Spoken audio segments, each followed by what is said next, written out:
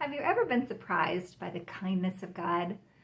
I mean, can you think of a time when you were asking God for something and maybe you didn't get what you expected, but you got exactly what you needed?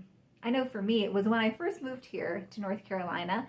I had a very hard time making friends. I was a stay-at-home mom and my kids were older, and I just felt like I didn't have much opportunity to meet other moms like me. And so I prayed and prayed that God would send me friends. And of course, I was praying for friends just like me and friends just like my friends that I had had where I used to live. And I prayed and I prayed. And while I prayed, I went to church and I made an acquaintance at church who was very much not like me, but someone who was patient to listen to me and someone who prayed for me and prayed with me. And over quite a long period of time, this person listened and prayed and talked and encouraged. And one day my eyes just opened and I realized that God had sent me exactly the friend that I had been praying for. It just wasn't what I expected. It was exactly what I needed. A friend who would listen and a friend who would encourage me and point me to Christ.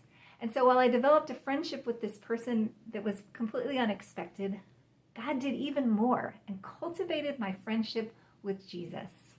It was a beautiful thing. It wasn't what I expected, but it was exactly what I needed. And so in this season of Advent, our pastors have been talking about how the people of Israel who had been dispersed in the exile had waited and waited and waited for this long expected deliverer.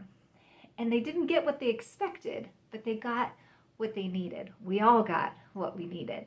While they had been expecting a warrior king, someone who would swoop in and save them from their enemies and restore them to their rightful place, to the land that God had given them, God sent them exactly the answer to their prayers. It just wasn't what they were expecting. God sent Jesus, who delivered all of us from our enemy, that is sin and death. And Jesus restored us to our rightful place, which is in right relationship with God. It wasn't what they expected, but it was exactly what we all needed. So I encourage you this week to ask God to open your eyes to see where he is surprising you with his kindness.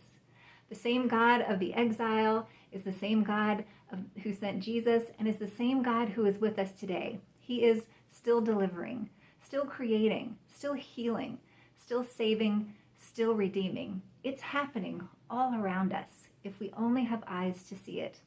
When Jesus came, there were those who recognized that Jesus was our Messiah and that Jesus was the deliverer. And there were some who didn't. Let's not miss what God is doing in our midst. Let's not miss what Jesus is doing in our lives today.